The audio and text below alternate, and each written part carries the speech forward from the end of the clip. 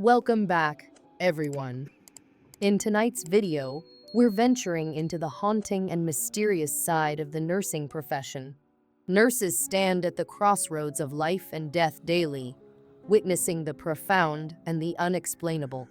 But sometimes, they encounter events that defy medicine and science, moments that linger in the shadows, unspoken yet unforgettable. Tonight, we'll share real accounts from nurses who have come face to face with the supernatural events that unfolded during late-night shifts, in dim hospital rooms, and in the final moments of life. So, grab a blanket, settle in, and prepare for chilling tales from those who've seen what most of us never will. Let's begin. Story 1. The Choice. I work in the labor and delivery department on the third floor of a hospital. Directly below us is the ICU, a place often described as the gateway between life and death. I've always believed that hospitals carry a certain energy, but nothing prepared me for the night I met Joan. Joan was a 47-year-old woman who had come to us late in her pregnancy. From the moment she arrived, something felt off. She had a haunting presence, one that seemed to suck the light out of the room. Her eyes were sunken, framed by deep dark circles, and her pale skin hinted at sleepless nights. When I greeted her, she stared at me blankly, as if she didn't understand. It took her 4 tries to say her name. Joan. Her voice trembled, and there was something in her tone that sent a shiver down my spine. Joan's medical history revealed a troubled past, paranoia, depression, and hallucinations. Still, I tried to approach her with care and empathy. When I suggested she rest in bed, she refused. She insisted on sitting in her chair, gripping the armrests, as if letting go would lead to something terrible. Concerned for her and her baby, I explained that I needed to start in 4. She nodded, but as I prepped her arm, she spoke so softly I almost missed it. "This hospital is a gateway," she murmured. "Pardon me?" I asked, leaning closer. "This hospital is a gateway between life and death," she repeated, louder this time. "Below us, people die. Here, new life begins. The balance must be maintained." Her words were strange, but I chalked it up to her mental state. Then she asked a question that stopped me cold. "If it comes down to me or my baby," she said, "who would you save?" I was taken aback. "Why would you ask that?" I replied, trying to keep my voice calm. Her demeanor shifted, her eyes darkened, and her voice dropped to a menacing whisper. "Answer me. Who would you save?" I hesitated before answering. "The baby. I would save your baby." She laughed, a chilling, hollow sound that echoed in the room.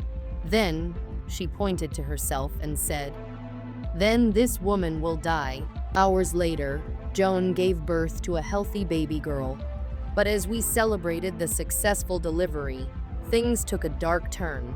Joan began hemorrhaging, and despite our best efforts, she passed away in the ICU that night. Her toxicology report came back clean. There was no medical explanation for her behavior or her words. To this day, I can still hear her voice. "This woman will die." I can't help but wonder if Joan somehow knew her fate. Story 2. The Pinching Girl. I've worked at an old nursing facility for over 13 years. The building has a long, dark history. Originally, it was a tuberculosis hospital where countless lives were lost. Later, it became a children's hospital before finally being converted into the elderly care facility it is today. The past leaves its mark, and many staff and patients report hearing children's laughter late at night.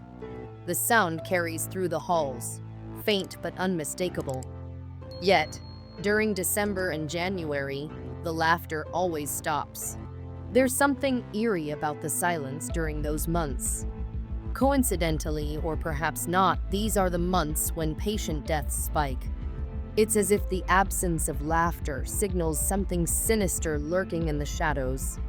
One January, a man named Mr. Harris was admitted to room 7. He was recovering from knee surgery and was in generally good health.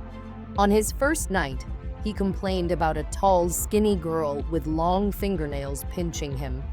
At first, we thought he was dreaming or hallucinating, but he insisted the girl was real. "She comes at night," he said. "She stands in the corner of the room, and then she pinches me. It hurts." To put his mind at ease, we left his lights on and his door open. Still, his complaints continued. By the third night, he was visibly shaken, begging us not to leave him alone. On the fourth night, the silence was broken. At midnight, my CNA found Mr. Harris lying in bed, his eyes wide open and foam at his mouth. Bruises covered his arms, chest, and neck. We called an ambulance, but it was too late. At the hospital, doctors discovered fragments of his own skin under his fingernails. He had been scratching and pinching himself so violently that it led to a heart attack. I still think about Mr. Harris. I wonder if the pinching girl was a figment of his imagination or something darker. And I can't help but notice how the children's laughter never returned that winter. Story 3. The Tiger Spirit. In 1994, I worked as a home health nurse, often visiting Hmong families. These families had fled war and hardship, bringing with them their traditions and beliefs. One such family lived in a small, dimly lit house at the edge of town. The grandmother, my patient, was paralyzed from the waist down. Her room was filled with straw dolls and red strings, a clear sign she was trying to ward off spirits. When I arrived for my first visit, she greeted me with a smile. "Don't be afraid," she said. "If you hear him, my husband is a tiger spirit. He followed us here." Her words puzzled me, but I listened as she explained. In her culture, a tiger spirit could take many forms, sometimes protective, sometimes vengeful. Her husband had passed away years ago, but she believed he was trying to take her with him. She pointed to her lower back and said, "This is where he bites me."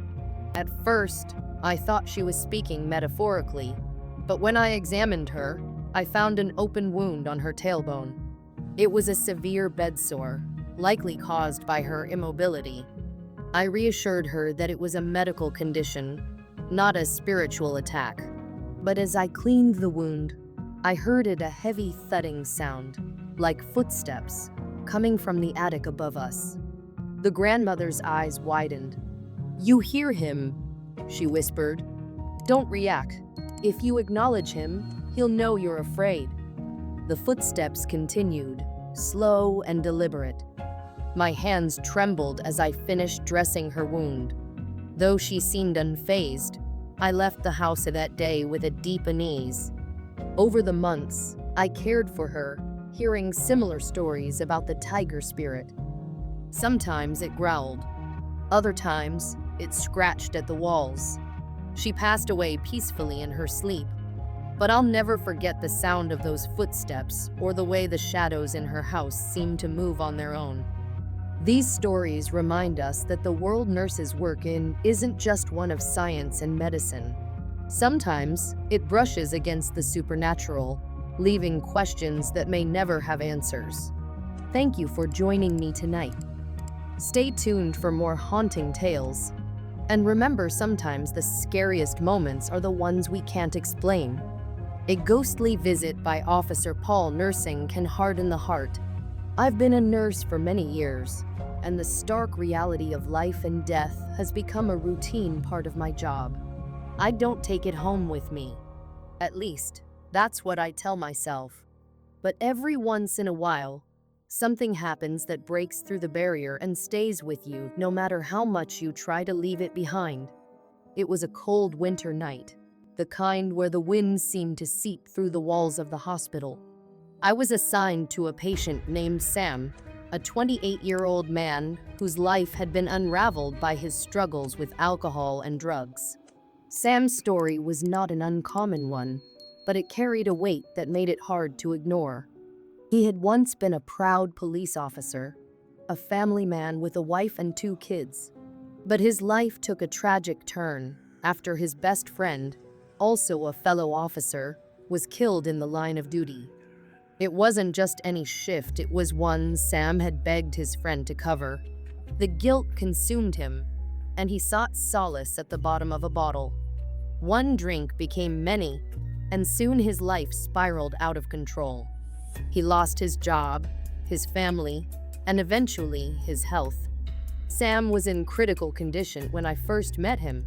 His liver and kidneys were failing, and his body bore the scars of years of self-destruction. Over the course of 3 nights, I cared for him, listening as he poured out his regrets. He spoke about his family, the things he wished he had done differently, and how much he missed his kids. On the 3rd night, as I performed dialysis, Sam's body gave out. He passed away at exactly 3 a.m. Preparing his body for the morgue was just another part of the job, or so I thought. Driving home that morning, I couldn't shake the heavy sadness that clung to me. I didn't want to bring that weight into my house, where my wife and child were still asleep. I decided to take a detour, hoping some time alone might help me clear my head. I pulled over by a quiet canal, a spot I sometimes visited when I needed to unwind. The stillness of the water and the sound of the wind rustling through the reeds offered a strange kind of comfort. I cast my fishing line into the water and let the minutes pass. The repetitive motion of reeling in and casting out was soothing. About 20 minutes later, I heard the crunch of gravel behind me. I turned to see a police car pulling up. A young officer stepped out, his uniform crisp and his demeanor calm. He introduced himself as Officer Paul and asked if everything was okay.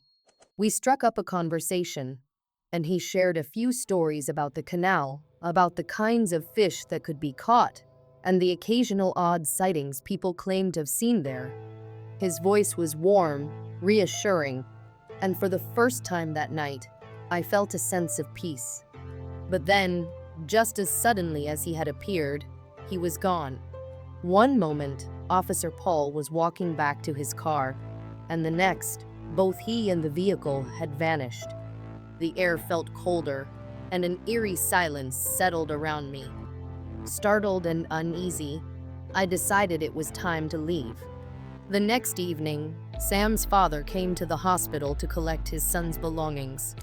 As we spoke, I hesitated for a moment before asking about the officer who had died covering for Sam. His answer sent chills racing down my spine. His name was Paul, he said, his voice heavy with emotion. I couldn't speak. The young officer I had spoken to by the canal wasn't just a stranger. He was someone tied to Sam's story, a story that had somehow reached beyond death. My brother's final warning, the pandemic changed everything. As a nurse, I saw firsthand how devastating it could be, especially for people with underlying health conditions. My older brother, Che, was one of those people. Che was 38, diabetic, obese, and struggling with high blood pressure. He knew he was at risk, but he never took it seriously. His days were spent gaming and drinking beer, adding to the stress of our household. Despite his flaws, he was my brother, and I loved him deeply. When I inevitably caught the virus, I isolated myself in my room, doing my best to keep my family safe. But one night, feverish and restless, I found myself wanting to see Che. I grabbed 2 beers and headed to his room. We spent hours talking and gaming, reminiscing about our childhood. It was one of those rare moments where everything felt normal. For a little while, I forgot about the virus, the risks, and the fear that had gripped the world. 4 days later, Che started coughing. At first, it didn't seem serious, but it quickly escalated. He struggled to breathe, and we rushed him to the hospital. Watching him fight for his life was unbearable. Despite the doctor's best efforts, Che passed away. The loss shattered our family. My mother and I received life insurance money, but no amount of money could replace my brother. 3 years later, on New Year's Eve, I made a mistake that could have cost me my life. After a party, I decided to drive home despite having had a few drinks. The roads were dark and quiet, and I felt confident I could make it. That confidence quickly turned to terror when I realized I was driving into oncoming traffic. Headlights blazed toward me, and I heard the blaring of horns as cars swerved to avoid a collision. My heart raced as I gripped the wheel, frozen with fear. Then I saw him. A blue car pulled up beside mine. The interior light illuminated a familiar face, Che. He smiled at me, a calm expression on his face, before pacing my car. Then, just like that, he was gone. The sight of him jolted me awake, and I swerved back into the correct lane just in time to avoid 2 oncoming trucks. My hands trembled as I pulled over, the weight of what had just happened crashing down on me. That night, I dreamed of Che. In the dream, he stood beside me, his presence warm and reassuring. "I had to make sure you were okay," he said. "But I can't stay anymore. Take care of yourself for Mom's sake." When I woke up, tears streamed down my face. Guilt and grief surged through me, but so did a strange sense of clarity. Some experiences stay with you forever. They shape who you are and the choices you make. Che's final warning was a reminder that life doesn't offer endless chances. If there's one thing I've learned, it's to cherish the people around you and to never take life for granted. Regret and guilt can haunt you, but they can also guide you to become better. Thank you for listening to my stories. Stay safe and take care of yourself and your loved ones. Have a good day or night.